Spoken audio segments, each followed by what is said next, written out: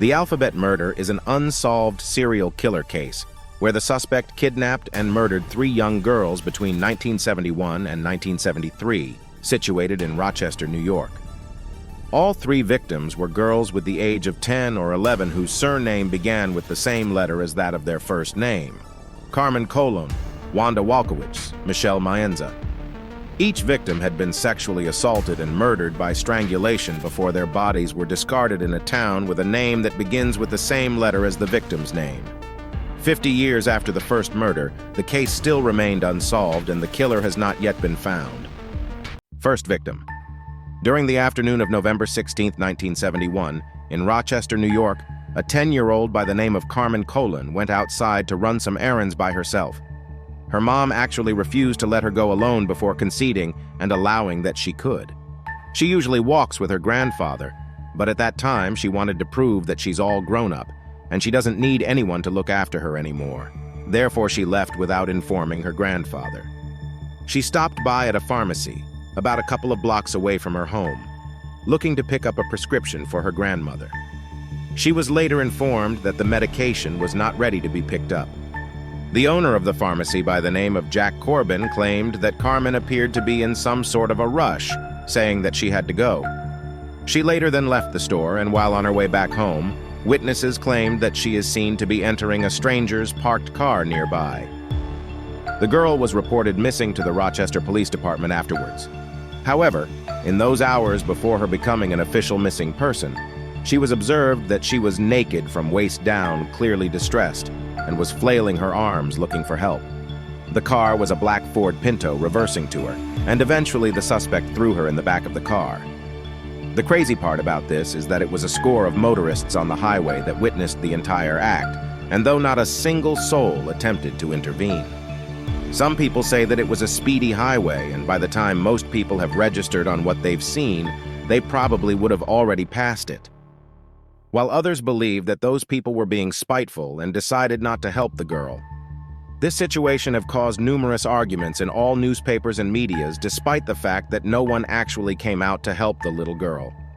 None of the motorists who saw what happened didn't have a thought about reporting what was in front of them until 2 days later when they saw the news about Carmen's body being found.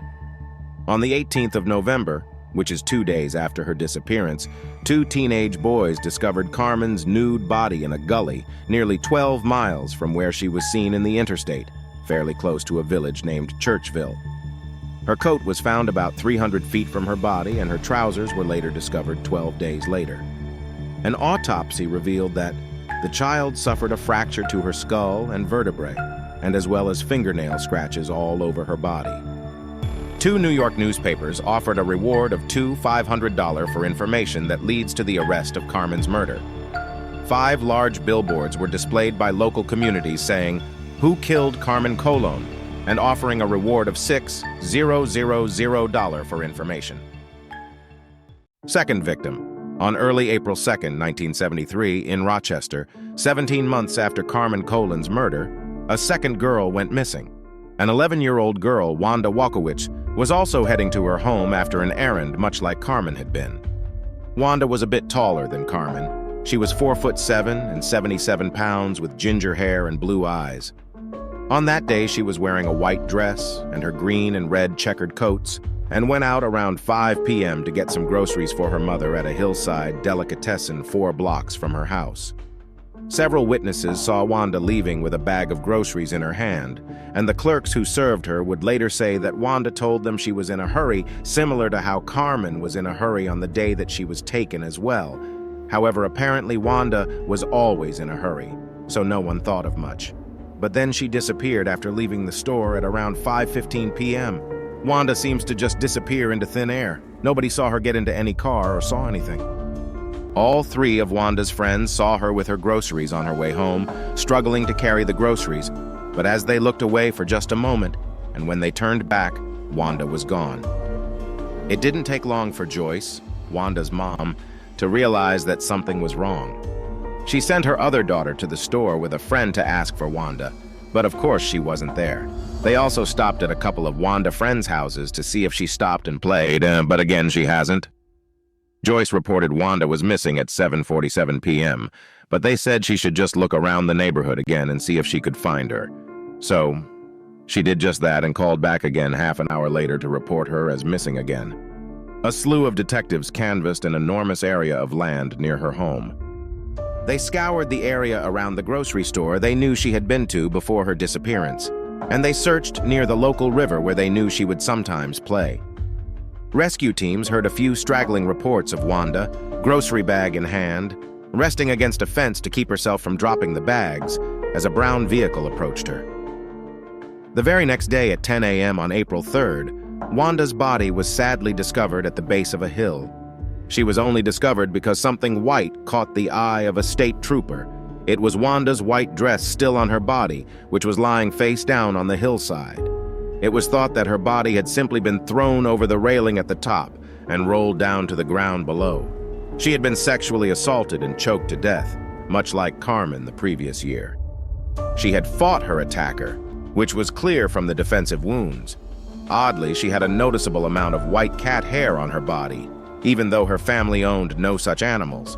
During the autopsy, the custard was discovered among her stomach contents, something her family swore she would not have eaten at home or school, so this meant that the killer had made an effort to feed her before killing her.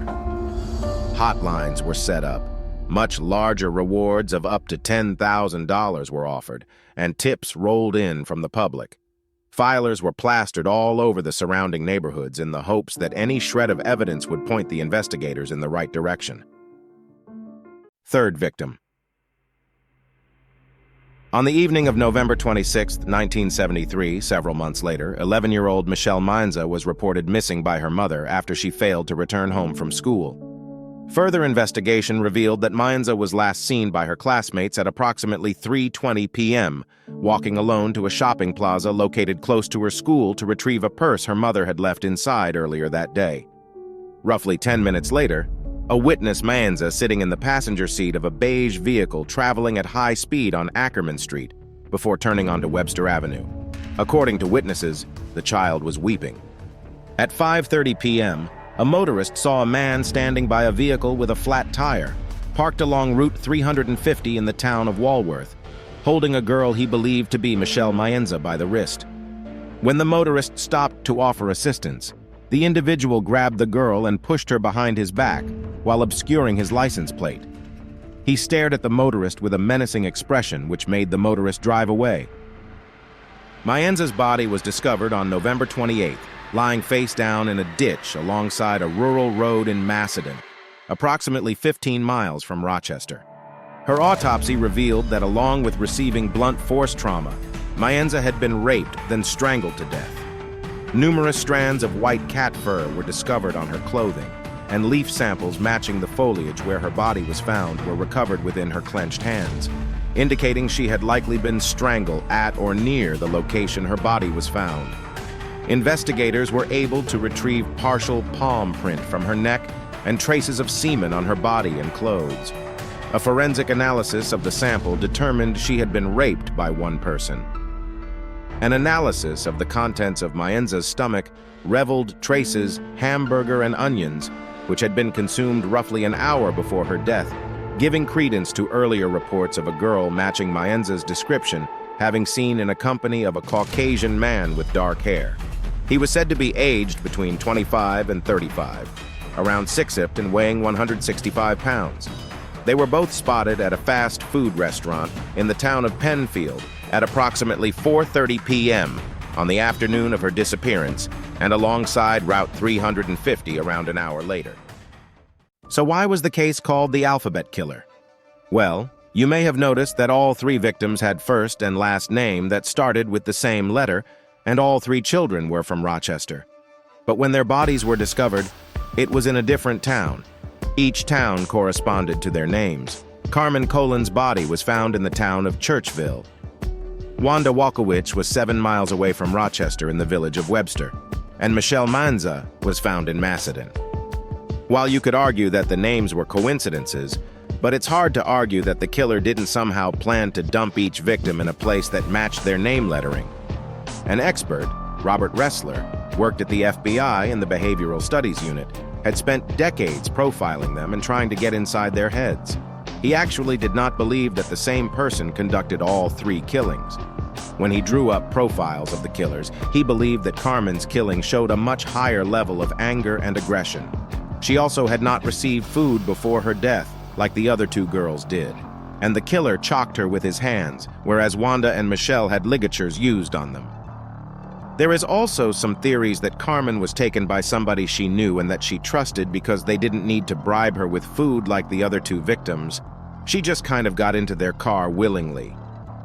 When Carmen was running away from the car on the highway, many people theorized that it was somebody she knew because why else would this person take the risk of chasing after her in such a public manner if she couldn't really identify him? So that's why he had to get her back in that car, because if she got away, she could point the finger at him. Decades have passed, and this case still remains unsolved. This stands as a reminder of the unresolved tragedies that linger in communities and the pain experienced by the victims' families. Until the day their killer is brought to justice, the Alphabet murder will remain a stain in the chilling chapters in Rochester's history.